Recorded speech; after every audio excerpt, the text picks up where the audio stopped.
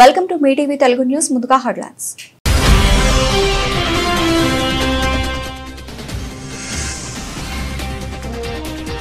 Bricks అనుకూల దేశాలపై 10% అదనపు టారిఫ్లు, మరో బాంబు పేల్చిన ట్రంప్.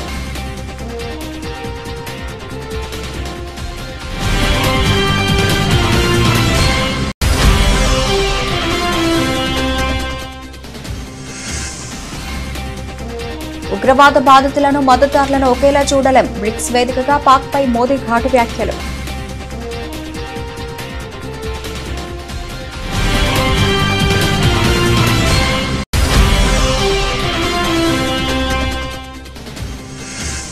ముంబై 26/11 దాడుల కుట్రపై కీలక వివరాలు వెల్లడించిన రాణా. మాస్టర్ మైండ్ డేవిడ్ హెడ్లీకి సాయం చేశానని విచారణలో అంగీకారం.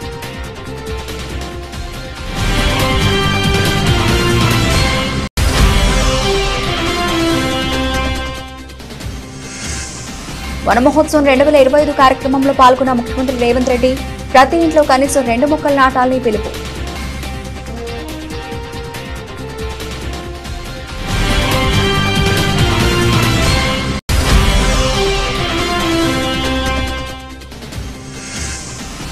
నెల్లూరు జిల్లాలోని విఆర్ హైస్కూల్ ప్రారంభోత్సవంలో పాల్గొన్న మంత్రి లోకేష్ సౌత్ ఇండియాలో ఇన్ని వసతులు ఉన్న స్కూల్ మరొకటి ఉండదేమో అని ప్రశంస.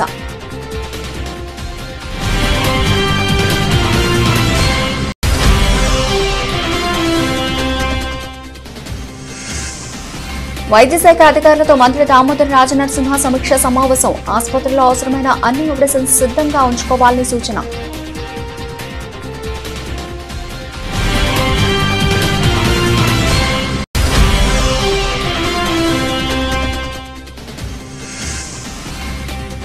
రైతులు ప్రజలను ఇబ్బంది పెడితే వైఎస్ఆర్సీపీ చూస్తూ ఊరుకోదు. మాజీ మంత్రి మేరుగ నాగార్జున హెచ్చరిక.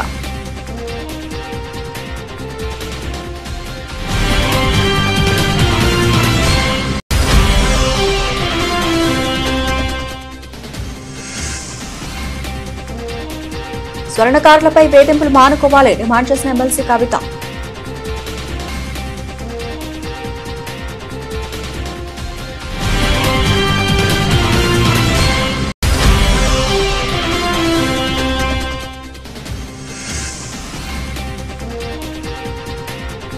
రిషబ్ శెట్టి పుట్టినరోజు సందర్భంగా కాంతారా చాప్టర్ 1 కొత్త పోస్టర్ విడుదల.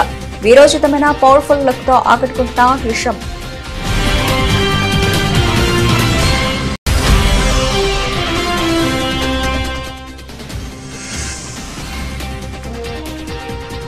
స్వల్ప నష్టాల్లో దేశీయ సూచీలు నష్టాల ఊగిసలాడుతున్న సెన్సెక్స్ నిఫ్టీ.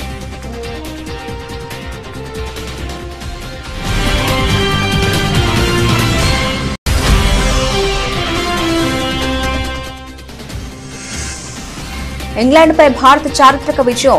336 పరుగుల భారీ తేడాతో గెలుపొందిన టీమిండియా.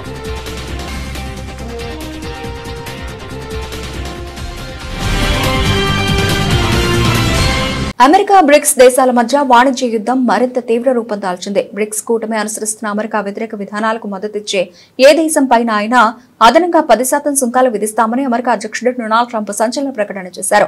ఈ విధానంలో ఎలాంటి మినహాయింపులు ఉండవని ఆయన స్పష్టం చేశారు. తన social media platform truth social వేదికగా ట్రంప్ ఈ హెచ్చరికలు జారీ చేశారు.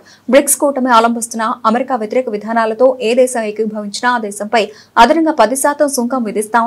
ఈ విషయంలో మీరంతా దృష్టి సారించినందుకు ధన్యవాదాలు అని ఆయన పేర్కొన్నారు. ఈ కొత్త సుంకాల విధానానికి సంబంధించిన అధికారిక లేఖలను వివిధ దేశాలకు పంపనున్నట్లు మరో సందేశంలో తెలిపారు. ప్రస్తుతం బ్రెజిల్లోని రియో డి జెనీరోలో బ్రిక్స్ దేశాల శిఖరాగ్ర సదస్సు జరుగుతోంది. ఈ సదస్సులో అమెరికా ఏకపక్షంగా సుంకాలను పెంచడంపై బ్రిక్స్ దేశాల నేతలు తీవ్ర ఆందోళన వ్యక్తం చేశారు. ఏకపక్షంగా విచక్షణ రహితంగా సుంకాలను పెంచడం, ప్రపంచ వాణిజ్య సంస్థ నిబంధనలకు విరుద్ధంగా వ్యవహరించడంపై తీవ్ర ఆందోళన వ్యక్తం చేస్తున్నామని బ్రిక్స్ దేశాలు ఉమ్మడి ప్రకటనలో తెలిపాయి. ఉగ్రవాద బాధితులను ఉగ్రవాదాన్ని ప్రోత్సహించే వారికి ఒకే తక్కడలో తూయలేమని ప్రధాని నరేంద్ర మోదీ స్పష్టం చేశారు. బ్రెజిల్లో జరుగుతున్న బ్రిక్స్ దేశాల శిఖరాగ్ర సదస్సులో ఆయన మాట్లాడుతూ ఉగ్రవాదానికి మద్దతిస్తున్న పాకిస్తాన్పై తీవ్ర స్థాయిలో విరుచుకుపడ్డారు. ఉగ్రవాదం విషయంలో కొందరు తమ రాజకీయ వ్యక్తిగత ప్రయోజనాల కోసం మౌనంగా ఉండటాన్ని కూడా ఆయన తప్పుపట్టారు. ఇటీవల జమ్మూ కాశ్మీర్లోని పహల్గాంలో పాకిస్తాన్ ప్రేరేపిత ఉగ్రవాదులు జరిపిన దాడిలో 26 మంది పర్యాటకులు ప్రాణాలు కోల్పోయిన సంగతి తెలిసిందే. ఈ దాడి నేపథ్యంలో భారత ఆపరేషన్ సింధూర్ చేపట్టి పీఓకేతో పాటు పాకిస్తాన్లోని ఉగ్రవాద శిబిరాలను, సైనిక స్థావరాలను ధ్వంసం చేసింది. ఈ క్రమంలోనే ప్రధాని మోదీ అంతర్జాతీయ వేదికపై పాకిస్తాన్ వైఖరిని ఎండగట్టారు. ఉగ్రవాదాన్ని పాకిస్తాన్ ఒక ప్రభుత్వ విధానంగా మార్చుకుందని భారత్ ఎప్పటి నుంచో ఆధారాలతో సహా ఆరోపిస్తున్న విషయాన్ని పరోక్షంగా గుర్తు చేశారు. పహల్గాం దాడిని ఖండించి భారత్ కు అండగా నిలిచిన దేశాలకు ఆయన ధన్యవాదాలు తెలిపారు. ముంబై 26/11 ఉగ్రదాడుల కేసులో ప్రధాన కుట్రదారుడైన తహవూర్ హుసేన్ రాణా విచారణలో సంచలన విషయాలు వెల్లడించారు. సుదీర్ఘ దౌత్య పోరాటం తర్వాత భారత్ కు అప్పగించబడిన 64 ఏళ్ల రాణా ముంబై పోలీసుల క్రైమ్ బ్రాంచ్ విచారణలో దాడుల వెనుక ఉన్న కుట్ర గుట్టు విప్పాడు. దాడుల మాస్టర్ మైండ్ డేవిడ్ కోల్మాన్ హెడ్లీకి తాను ఎలా సహాయపడ్డాడో పూసగుచ్చినట్లు వివరించినట్లు పోలీసు వర్గాలు తెలిపాయి. ముంబైలోని ఛత్రపతి శివాజీ టర్మినస్ వంటి ప్రధాన ప్రాంతాలను లక్ష్యాలుగా గుర్తించడంలో హెడ్లీకి సహకరించానని రాణా అంగీకరించాడు. దాడులకు ముందు ఉగ్రవాదులు నిఘా పెట్టేందుకు వీలుగా ఇమిగ్రెంట్ లా సెంటర్ పేరుతో ఒక ముసుగు కంపెనీని ఏర్పాటు చేయాలనే ఆలోచన తనదేనని రాణా ఒప్పుకున్నాడు. ఈ కంపెనీ ముసుగులోనే హెడ్లీ భారత్లోని పలు నగరాల్లో పర్యటించి సమాచారం సేకరించాడు. గతంలో తాను పాకిస్తాన్ సైన్యంలో కెప్టెన్ హోదాలో డాక్టర్గా పనిచేసినట్లు రాణా వెల్లడించాడు. సియాచిన్ వంటి సున్నిత ప్రాంతాల్లో పనిచేస్తున్నప్పుడు అనారోగ్యం కారణంగా విధులకు దూరం అవడంతో తనను సైన్యం నుంచి పారిపోయిన వ్యక్తిగా ప్రకటించారని తెలిపాడు. ఈ రికార్డును సరిచేయిస్తానని హెడ్లీ హామీ ఇవ్వడంతోనే తాను ఉగ్రకుట్రలో భాగమైనట్లు చెప్పాడు. పాకిస్తాన్ సైనిక యంత్రాంగం గూఢచార సంస్థ ఐఎస్ఐ, లష్కరే తోయిబా ఉగ్రవాద సంస్థలతో తాను చురుగ్గా సమన్వయం చేసుకున్నట్లు అంగీకరించాడు. దాడుల సూత్రధారులుగా ఆరోపణలు ఎదుర్కొంటున్న సాజిద్ మీర్, అబ్దుల్ రహమాన్ పాషా, మేజర్ ఇక్బాల్ వంటి పాక్ అధికారులు తనకు తెలుసునని కూడా రాణా అంగీకరించినట్లు సమాచారం. ప్రకృతిని మనం కాపాడితేనే ప్రకృతి మనల్ని కాపాడుతుందని తెలంగాణ ముఖ్యమంత్రి రేవంత్ రెడ్డి వ్యాఖ్యానించారు. వనమే మనం, మనమే వనం అని పెద్దలు చెప్పారని గుర్తు చేసుకున్నారు. ఏడాది 18 కోట్ల మొక్కలు నాటాలని తమ ప్రభుత్వం లక్ష్యంగా పెట్టుకుందని చెప్పుకొచ్చారు. అమ్మ పేరుతో ఒక మొక్కను నాటాలని ప్రధానమంత్రి నరేంద్ర మోదీ పిలుపునిచ్చారని గుర్తు చేశారు. అమ్మలు కూడా పిల్లల పేరుతో ఓ మొక్కను నాటాలని సూచించారు సీఎం రేవంత్ రెడ్డి. ప్రతి ఇంట్లో కనీసం 2 మొక్కలు నాటాలని సీఎం రేవంత్ రెడ్డి కోరారు. మీ పిల్లల్లాగే వాటిని సంరక్షిస్తే తెలంగాణ రాష్ట్రమంతా పచ్చదనంతో నిండిపోతుందని ఉద్ఘాటించారు. ఇవాళ ప్రొఫెసర్ జయశంకర్ వ్యవసాయ విశ్వవిద్యాలయంలో వన మహోత్సవం 2025 కార్యక్రమంలో ముఖ్యమంత్రి రేవంత్ రెడ్డి పాల్గొన్నారు. ఈ సందర్భంగా రుద్రాక్ష మొక్కను నాటి వన మహోత్సవాన్ని సీఎం ప్రారంభించారు. ఈ కార్యక్రమంలో మంత్రి కొండా సురేఖ, వేం నరేందర్ రెడ్డి, పీసీసీ డాక్టర్ సువర్ణ, ఇతర అటవీ అధికారులు పాల్గొన్నారు. అనంతరం అటవీ శాఖ హెచ్ఎండీ ఆధ్వర్యంలో ఏర్పాటు చేసిన ఫోటో ఎగ్జిబిషన్ తిలకించారు. ఈ సందర్భంగా మీడియాతో సీఎం రేవంత్ రెడ్డి మాట్లాడారు. ఒకప్పుడు సోలార్ వ్యాపారం, సోలార్ పవర్ ప్లాంట్స్ పెట్టాలంటే అదానీలు రావాలి, అదానీల వ్యాపారం అనేది. కానీ ఈరోజు 1000 మెగావాట్ల సోలార్ పవర్ ప్లాంట్స్ ఈరోజు మా అక్కల చేతుల్లో పెట్టి స్వయం సహాయక సంఘాలకు బాధ్యత ఇచ్చి ఈరోజు 1000 మెగావాట్ల సోలార్ విద్యుత్ ఉత్పత్తి ఒప్పందాలు విద్యుత్ శాఖతోని మా ఆడబిడ్డల చేతిలో, మా అక్కల చేతిలో పెట్టినాం. అదే కాదు, ఈరోజు ఆర్టీసీ బస్సులో మా అక్కలు ఉచిత ప్రయాణం చేస్తున్నారు. గతంలో అమ్మగారి ఇంటికి వెళ్ళాలన్నా, అమ్మవారిని దర్శనం చేసుకోవాలన్నా మా అక్కలకైతే ఇంటి ఆయననో లేకపోతే కొడుకునో పైసలు అడగాల్సిన పరిస్థితి, కిరాయి పైసలు. ఇప్పుడు ఇంటి ఆయన పని మీద ఆఫీస్కి పోతే అక్క అమ్మగారింటికి పోయి అమ్మని చూసి మళ్ళీ ఇంటికి ఆయన వచ్చే లోపల వచ్చేటట్టు ఉచిత బస్సు ప్రయాణం ఇచ్చినాం. బస్సుల్లో ఉచితంగా మా అక్కలు, మా చెల్లెళ్ళు ప్రయాణం చేయడం కాదు, ఈరోజు రాష్ట్రంలో 1000 బస్సులు కొని మా ఆడబిడ్డలే ఆర్టీసీకి కిరాయికి పెట్టినారు. ఇలా 1000 బస్సుల యజమానులు మా అక్కలు అయ్యిండ్రానంటే ఈరోజు వాళ్ళ చేతుల్లో వ్యాపారం ఉంటే బాగుంటుంది అని చెప్పి మా అక్కల కోసం ఈరోజు ప్రత్యేకమైన ప్రణాళికలు చేసినాం.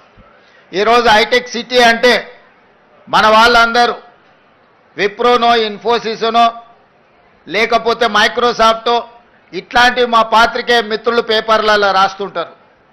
కానీ మా అక్కలకు హైటెక్ సిటీ పక్కన, హైటెక్ సిటీ ఎంతుందో అంత 3.5 ఎకరాలలో కొన్ని 100 కోట్ల రూపాయల స్థలాన్ని వాళ్ళకిచ్చి ఇందిరా మహిళా శక్తి పేరు మీద రాష్ట్రం నలుమూలలో వాళ్ళు ఉత్పత్తి చేసిన వస్తువులను ఈరోజు ప్రపంచ దిగ్గజ కంపెనీలతో పోటీపడి నిర్వహించే విధంగా ఈరోజు మరి మా ఆడబిడ్డలకు ఇచ్చినాం.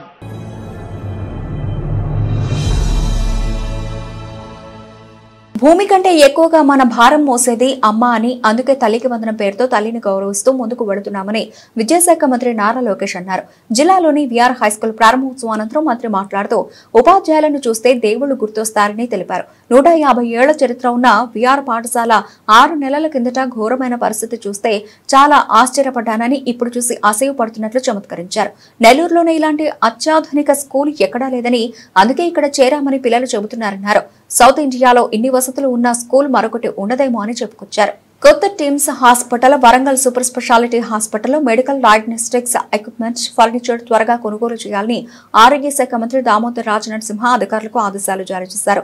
భవిష్యత్తును దృష్టిలో పెట్టుకుని అత్యాధునిక టెక్నాలజీతో కూడిన ఎక్విప్మెంట్ కొనుగోలు చేయాలని సూచించారు.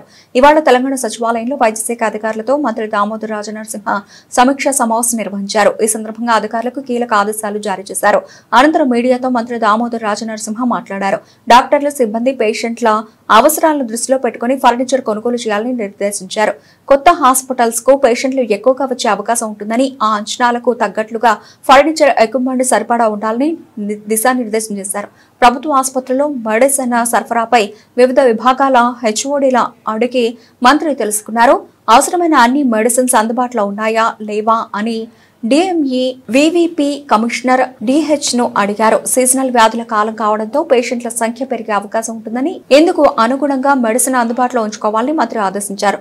సెంట్రల్ మెడికల్ స్టోర్లలో కనీసం 3 నెలలకు సరిపడా మందులు అందుబాటులో ఉంచుకోవాలని టీజీఎంఎస్ ఐడీసీ అధికారులకు మంత్రి సూచించారు. కరేడులో బలవంతపు భూసేకరణ ఆపాలని బాపట్ల జిల్లా వైఎస్ఆర్సీపీ అధ్యక్షులు మాజీ మంత్రి మేరుగు నాగార్జున డిమాండ్ చేశారు. పరిశ్రమల పేరుతో కుట్ర రాజకీయాలు చేయడం తగదని హెచ్చరించారు. రైతులు ప్రజలను ఇబ్బంది పెడితే వైఎస్ఆర్సీపీ చూస్తూ ఊరుకోదన్నారు. ఓకదంపుడు ఉపన్యాసాలు చేస్తున్న చంద్రబాబు నాయుడు గారు పరిశ్రమలు తేలేకపోగా పరిశ్రమల కోసం కప్పదాట్లేస్తూ పరిశ్రమలతో చంద్రబాబు నాయుడు తన స్వలాభం కోసం గేమ్స్ ఆడుతున్నాడు. ఉదాహరణకి కందుకూరు నియోజకవర్గం ఉలవపాడు మండలం ఖరేడు గ్రామంలో నెలకొన్న ఉద్రిక్తలకు సమస్యకు చంద్రబాబు నాయుడు ఆడుతున్న గేమే కారణం. ఎందుకంటే పరిశ్రమలు రానికుండా చేయడానికి మరొక పరిశ్రమను పేరు చెప్పి భూసేకరణకు స్టార్ట్ చేశాడు. అసలు పరిశ్రమ ఇదివరకు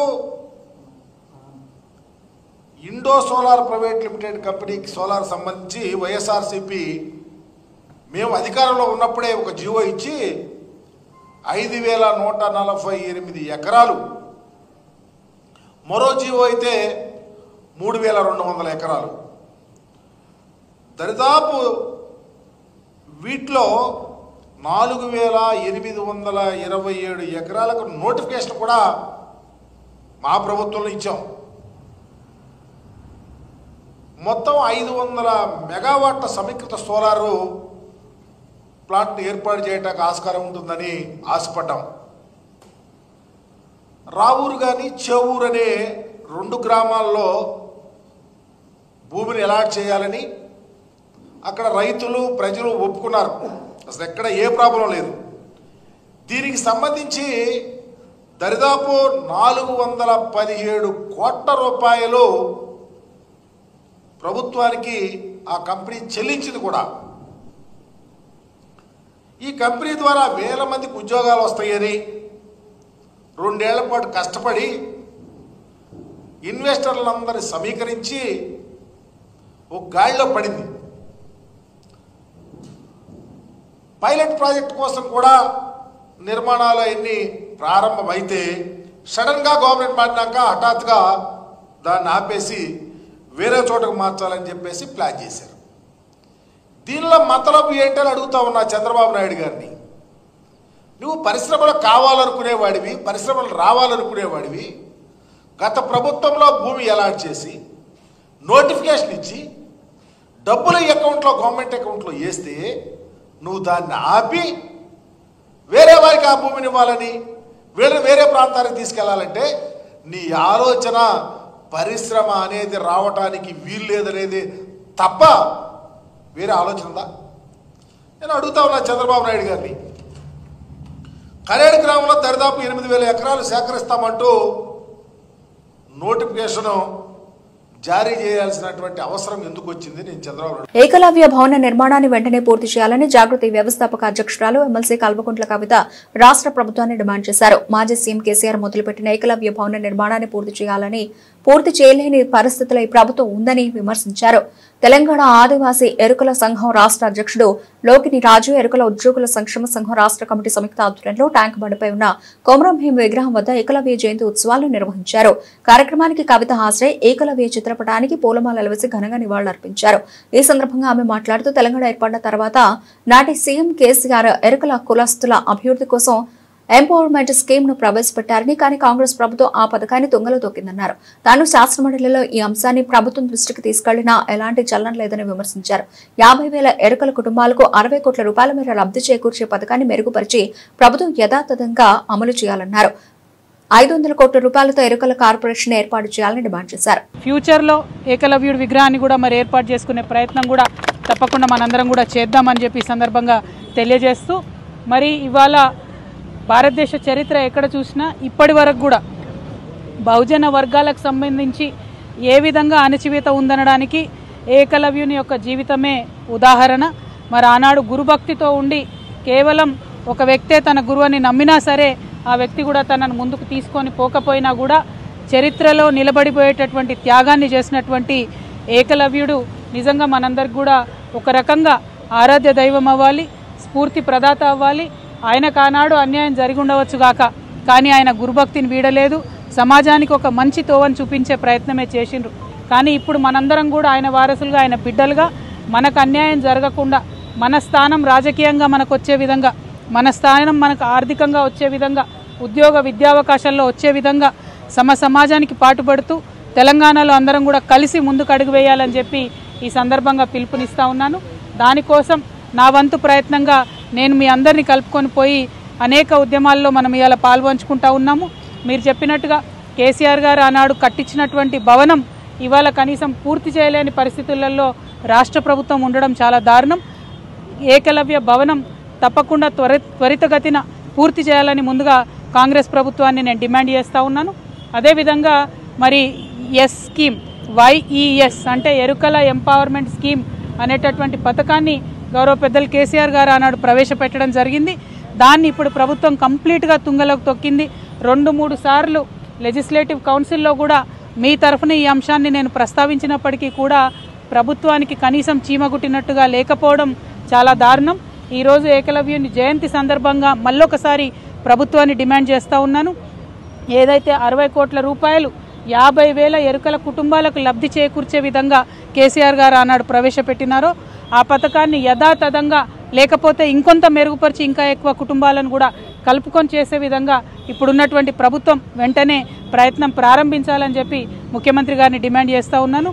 మీరు అన్నట్టుగా ఆనాడు ఎమ్మెల్సీగా కూర సత్యనారాయణ గారికి గౌరవ ముఖ్యమంత్రి గారు కేసీఆర్ గారు ఇచ్చినప్పటికీ మరి గవర్నర్ గారు రిజెక్ట్ చేయడం అన్నది కూడా రాజకీయంగానే జరిగినటువంటి అంశమని నేను భావిస్తూ ఉన్నాను. ఇటువంటి రాజకీయాలకు అతీతంగా మనం ఎరుకల సోదరుల యొక్క రాజకీయ అభివృద్ధి, భక్తులకు నాణ్యతతో కూడిన రుచికరమైన అన్నప్రసాదం అందించాలనే లక్ష్యంతో తిరుమల తిరుపతి దేవస్థానం కీలక నిర్ణయం తీసుకుంది. అన్నప్రసాద కేంద్రాల్లో మధ్యాహ్న భోజన సమయంలో మాత్రమే కాకుండా రాత్రి భోజనంలోనూ భక్తులకు వడలను వడ్డించేందుకు ఏర్పాట్లు చేపట్టింది.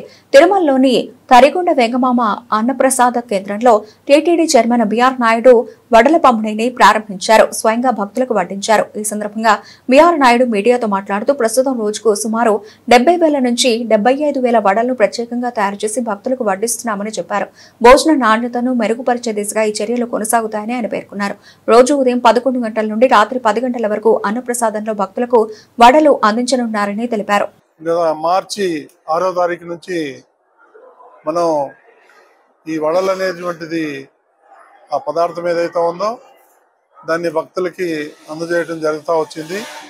కాకపోతే కొన్ని కారణాల వల్ల అది ప్రతిరోజు 40,000 వరకే ఈ వడలు తయారు చేసే అవకాశం ఉండింది. ఇప్పుడు దాన్ని పొద్దున్నే 11 గంటల నుంచి రాత్రి 10:30-11 గంటల వరకు నిత్యం ప్రతిరోజు ప్రతి ఒక్కరికి ఈ వడలు ఈ రోజు నుంచి వడ్డించడం జరుగుతుంది. ఆ సందర్భంగా భక్తులను కూడా చాలామందిని అడిగాం. వాళ్ళందరూ కూడా చాలా హ్యాపీగా ఉన్నారు. వడలతో పాటు అన్ని పదార్థాలు కూడా చాలా చక్కగా బ్రహ్మాండంగా అందరూ 100% సంతృప్తి వ్యక్తం చేస్తున్నారు. ఇక ఇది నిరంతరం ప్రక్రియ కొనసాగుతుంది. ఈ పొద్దున్నే 11 గంటల నుంచి రాత్రి 10:30, 11 గంటల వరకు. ఇది ఈరోజు దాన్ని కూడా ప్రారంభిద్దామని వచ్చాము. నథింగ్ స్పెషల్, పాతదే స్కీమ్, ఇది కొత్తదేం కాదు. కాకపోతే మధ్యాహ్నం వరకే పెట్టేవాళ్ళు ఇది వరకు, ఇప్పుడు రాత్రి వరకు కూడా పెట్టాలనేది. ఎందుకంటే కొన్ని కారణాల వల్ల కొన్ని ప్రొవిజన్స్ అయితే ఏముంది, లేకపోతే ఈ వర్కర్స్ వీళ్ళందరినీ సమకూర్చుకోవటంలో కొంత లేట్ అయింది. అదే ఈ రోజు నుంచి ఫుల్ ఫ్లెడ్జ్డ్గా పంపిస్తామని చెప్పేసి అందరికీ తెలియజేస్తున్నాం. భక్తులందరూ కూడా ఈ అవకాశాన్ని వినియోగించుకోవాలని చెప్పేసి మనస్ఫూర్తిగా కోరుతున్నాం. ఇక్కడ ఇవన్నీ కూడా ఏర్పాటు చేస్తున్నటువంటి ఎవరైతే అన్నదానంలో పనిచేస్తున్నటువంటి ప్రతి ఒక్కరికి, ముఖ్యంగా శాస్త్రి గారికి కూడా ఈ సందర్భంగా ధన్యవాదాలు తెలుసుకుంటాం. ఓం నమో. పోలీసులు స్వర్ణకారులను వేధించడం మానుకోవాలని ఎమ్మెల్సీ కవిత అన్నారు. కేసులకు భయపడి స్వర్ణకారులు ఆత్మహత్యలు చేసుకోవద్దని కోరారు. బంగారం వృత్తి చేసుకునే వారికి సర్కారు రుణాలు ఇవ్వాలని, కార్పొరేట్ సంస్థలతో పోటీ పడేలా విశ్వకర్మలకు చేయూతనివ్వాలని డిమాండ్ చేశారు. ప్రధానంగా స్వర్ణకార వృత్తిలో ఉన్నటువంటి అనేక మంది ఆత్మహత్యలకు సంబంధించినటువంటి అంశాలు ఈ మధ్య పత్రికలలో, టీవీ ఛానల్లో చూసి చాలా బాధపడుతూ వచ్చాము. వాస్తవానికి విశ్వకర్మలందరూ వారి చేతి వృత్తులన్నీ కూడా తెలంగాణకే కాదు యావత్ భారతదేశానికి ఊపిరిపోసినటువంటి వృత్తి పనులు ఇవన్నీ కూడా. అవన్నీ నెమ్మదిగా కార్పొరేట్ సంస్థలు వచ్చిన తర్వాత మరి మరుగున పడుతూ వచ్చినటువంటి విషయం మనందరం కూడా గమనిస్తున్నాము. కానీ మన భారతదేశంలో బంగారానికి ఉండేటటువంటి ప్రాధాన్యత, నగలకు ఉండేటటువంటి పవిత్రత, వీటితోని స్వర్ణకార వృత్తిలోకి కేవలం స్వర్ణకారులే కాకుండా గౌడ్స్ కావచ్చు, వైశ్యాస్ కావచ్చు, అనేకమైన ఇతరులు కూడా వచ్చి చాలా చోట్ల బంగారు షాపులు పెట్టుకోవడము, నగలకు సంబంధించిన వ్యాపారాలు చేయడాన్ని మనం చూస్తూ వస్తున్నాము. అయితే పెద్ద పెద్ద సంస్థలు, మలబార్ లాంటి సంస్థలు, ఇంకోటి పెద్ద పెద్ద సంస్థలు వచ్చినటువంటి నేపథ్యంలో, రెడీమేడ్ షాపులు వచ్చినటువంటి నేపథ్యంలో స్వర్ణకారులకు వారి జీవనము నడవడమే ఇబ్బందిగా జరుగుతున్నటువంటి పరిస్థితిని కూడా మనం గమనిస్తున్నాం. అయినా ఒక మహిళగా ఒక మెట్టెలు చేయించాలన్నా, ఒక మంగళసూత్రం చేయించాలన్నా మనం ఇప్పటికి కూడా స్వర్ణకారుల దగ్గరికే పోతాం తప్పితే బంగారం షాపుకి పోయి కొనుక్కోవాలని అనుకోము. కాబట్టి ఇంత పవిత్రమైనటువంటి వృత్తి, ఆ వృత్తి చేసేటటువంటి వారందరినీ, వారి కుటుంబాలని కాపాడుకోవాల్సినటువంటి బాధ్యత మనందరి మీద కూడా ఉన్నది. ముందుగా స్వర్ణకారుల మిత్రులందరినీ కూడా నేను కోరుతా ఉన్నాను, ఏ సమస్య కూడా జయించలేనిది కాదు. మనందరం కలిసికట్టుగా ఉండి జయిద్దాం. దానికి సంబంధించి మీరు మనసు బాధ పట్టుకోకండి, ఆత్మహత్యలకు మాత్రం మీరు వెళ్ళొద్దండి. సైనైడే ఇవాళ పెరగన్నమయ్యేటటువంటి పరిస్థితి మరి స్వర్ణకారుల విషయంలో జరుగుతున్నది. చాలా బాధాకరంగా ఉన్నది. మీ అందరినీ నేను రిక్వెస్ట్ చేస్తూ ఉన్నాను. నేను ఎంపీగా ఉన్నప్పుడు మా నిజామాబాద్ జిల్లాలో ఈ యాక్ట్ 411 ఏదైతే ఉందో అది పెట్టకుండా దొంగ బంగారం కేసులో ఈ స్వర్ణకార వృత్తులు చేసేటటువంటి వాళ్ళను పోలీసులు ఇబ్బంది పెట్టకుండా నా వంతు ప్రయత్నం నేను ఆనాడు చేయడం జరిగింది. కానీ ఇవాళ ఇది రాష్ట్ర వ్యాప్తంగా చాలా పెద్ద ఎత్తున జరుగుతున్నది. ఈవెన్ ఏపీ, తెలంగాణ 2 రాష్ట్రాల్లో కూడా చాలా పెద్ద ఎత్తున ఈ సమస్య ఉన్నది. ఈ సమస్య పరిష్కారం అయ్యే విధంగా నేను ఇవాళ ఒక ఎమ్మెల్సీగా ఉన్న ఒక బాధ్యతాయుతమైనటువంటి సంస్థ జాగృతి నడుపుతున్నటువంటి వ్యక్తిగా, బీసీ ఉద్యమంలో మరి పోరాటం చేస్తున్నటువంటి ఒక వ్యక్తిగా మీ అందరికీ నేను అండగా ఈ యాక్ట్ 411 సవరించేంత వరకు కూడా పోరాటం చేస్తానని ఈ సందర్భంగా మీ అందరికీ తెలియజేస్తా ఉన్నాను. మీరు మానసిక. కన్నడ స్టార్ హీరో రిషబ్ శెట్టి నటించిన కాంతారా చిత్రం ఎంత పెద్ద విజయం సాధించిందో ప్రత్యేకంగా చెప్పనక్కర్లేదు. ఈ సినిమా దేశవ్యాప్తంగా ప్రభంజనం సృష్టించింది. ఇప్పుడు ఈ చిత్రానికి ప్రీక్వల్ గా ఓ మూవీ రూపొందుతున్న విషయం తెలిసిందే. అయితే కన్నడ స్టార్ హీరో దర్శకుడు రిషబ్ శెట్టి పుట్టినరోజు సందర్భంగా ఆయన అభిమానులకు సర్ప్రైజ్ అందించింది కాంతారా. ఏ లెజెండ్స్ చాప్టర్ 1 సినిమా బృందం చిత్రం అక్టోబర్ 2న విడుదల కానుందని తెలియజేస్తూ పోస్టర్ విడుదల చేశారు. ఇందులో రిషబ్ లుక్ అదిరిపోయేలా ఉంది. వరాహస్వామి గర్జిస్తే ఎలా ఉంటుందో అలా తాజా పోస్టర్ లో వీరోచితంగా రిషబ్ శెట్టి కనిపించారు.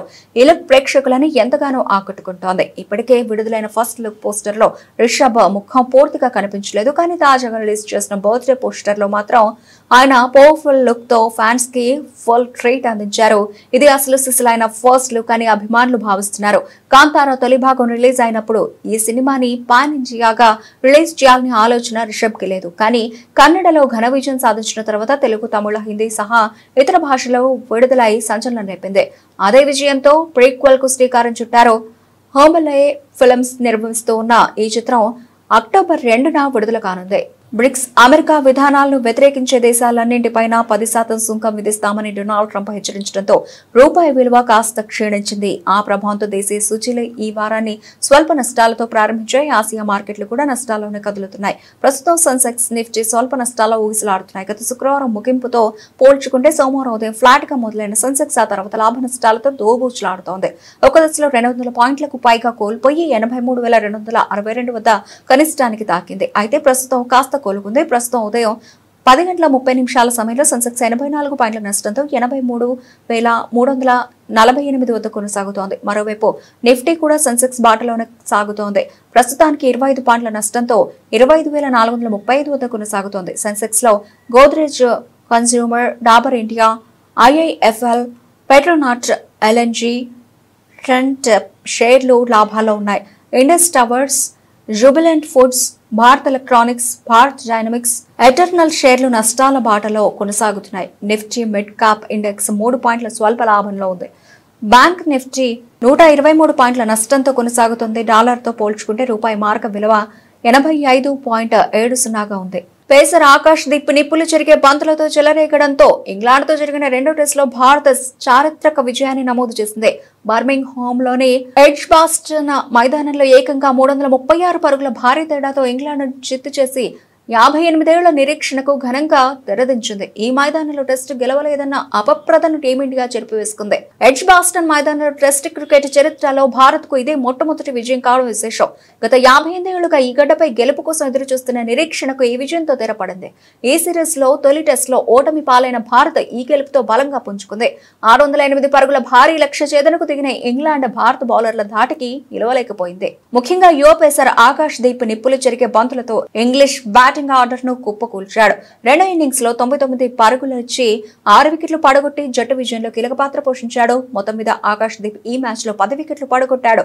ఆకాష్ దీప్ తొలి ఇన్నింగ్స్ లో 4 వికెట్లు తీయడం తెలిసిందే. ఇంగ్లాండ్ జట్టులో వికెట్ కీపర్ జేమ్స్ స్మిత్ ఒంటరి పోరాటం చేసినప్పటికీ మిగతా బ్యాటర్లు విఫలమవడంతో ఆ జట్టు 68.1 ఓవర్లలో 271 పరుగులకే ఆల్అౌట్ అయింది. తొలి టెస్ట్ ఓటమి తర్వాత కీలక బౌలర్ బూమ్రా లేకుండానే ఎంతటి చారిత్రక విజయం సాధించడం గిల్ సేన ఆత్మవిశ్వాసాన్ని రెట్టింపు చేసింది. ఇక కెప్టెన్ గా గిల్ కు ఇదే తొలి విజయం కావడం విశేషం. ఇరు జట్ల మధ్య 3వ టెస్ట్ జూలై 10 నుంచి లండన్ లోని ప్రఖ్యాత లార్డ్స్ మైదానంలో జరగనుంది. బులెటిన్ ముగించే ముందు హెడ్లైన్స్ మరోసారి.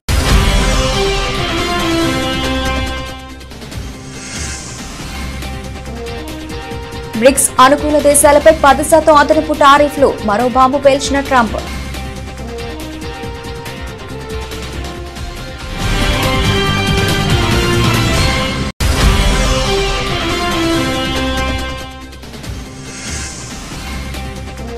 ఉగ్రవాద బాధితులను, మద్దతుదారులను ఒకేలా చూడలేం. బ్రిక్స్ వేదికగా పాక్ పై మోదీ ఘాటు వ్యాఖ్యలు.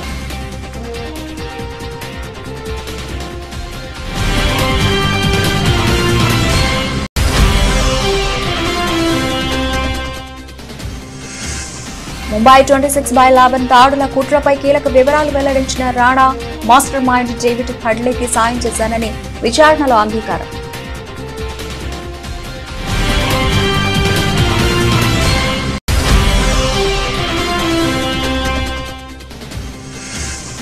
వన మహోత్సవం 2025 కార్యక్రమంలో పాల్గొన్న ముఖ్యమంత్రి రేవంత్ రెడ్డి. ప్రతి ఇంట్లో కనీసం 2 మొక్కలు నాటాలని పిలుపు.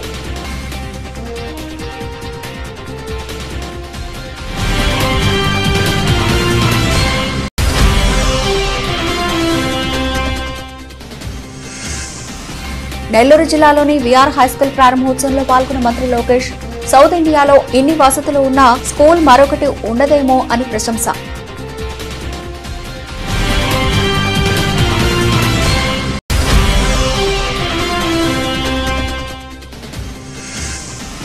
వైద్య శాఖ అధికారులతో మంత్రి దామోదర్ రాజనరసింహ సమీక్ష సమావేశం. ఆసుపత్రుల్లో అవసరమైన అన్ని మెడిసిన్స్ సిద్ధంగా ఉంచుకోవాలని సూచన.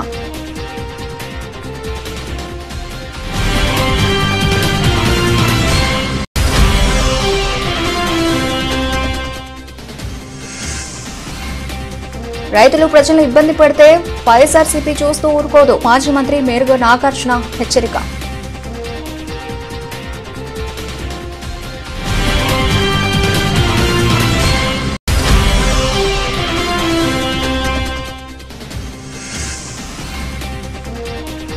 స్వర్ణకారులపై వేధింపులు మానుకోవాలి డిమాండ్ చేసిన ఎమ్మెల్సీ కవిత.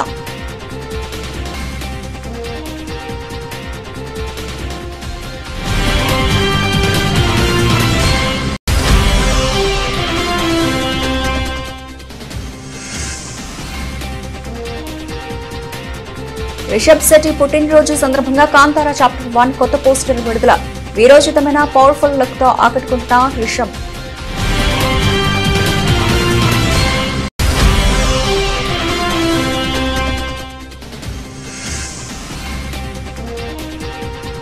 స్వల్ప నష్టాల్లో దేశీయ సూచీలు నష్టాల ఊగిసలాడుతున్న సెన్సెక్స్ నిఫ్టీ.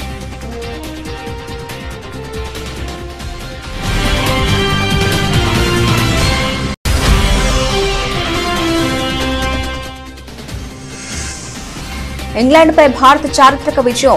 336 పరుగుల భారీ తేడాతో గెలుపొందిన టీమిండియా.